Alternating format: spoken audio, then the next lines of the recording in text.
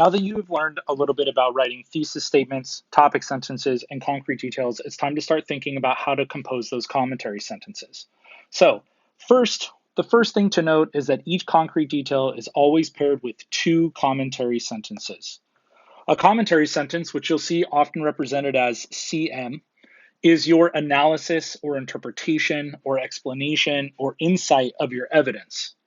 Imagine putting "this shows that" or "this is important because" before each commentary sentence, but of course you don't actually need to write these phrases down. They're just good ways for you to think about the kinds of commentary sentences that you should write.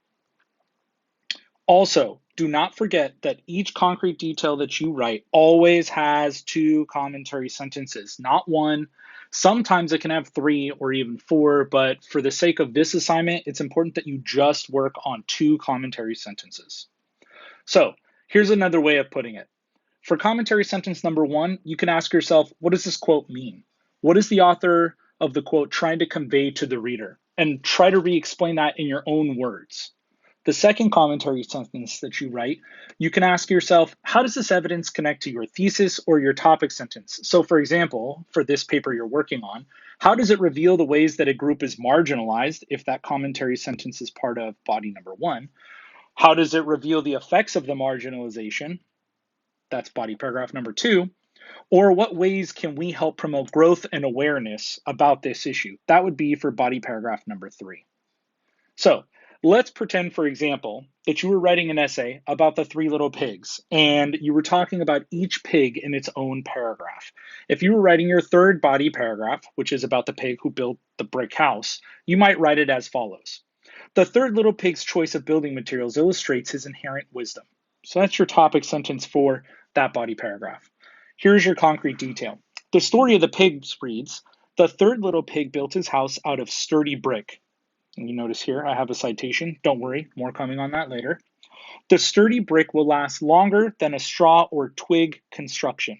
Notice that's commentary number one. And what I've done here is I've really summarized or restated what the quote said. This results in a large initial investment, but it requires less maintenance and ensures his safety against the wolf. This is the analysis.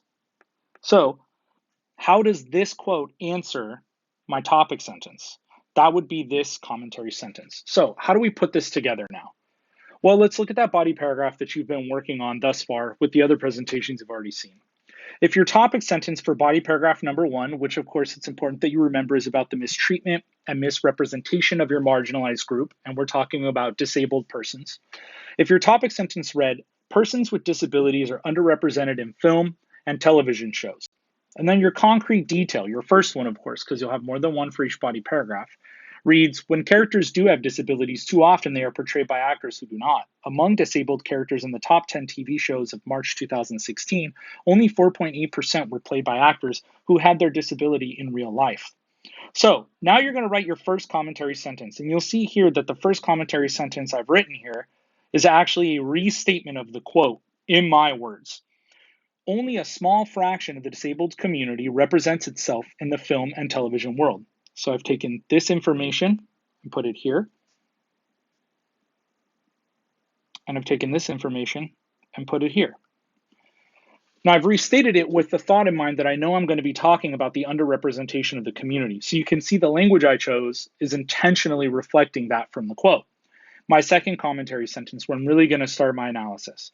This kind of misrepresentation robs disabled persons from opportunities while isolating them from the rest of society. So now I've explained how that mistreatment is problematic. If you have any questions, of course, feel free to reach out to your teachers.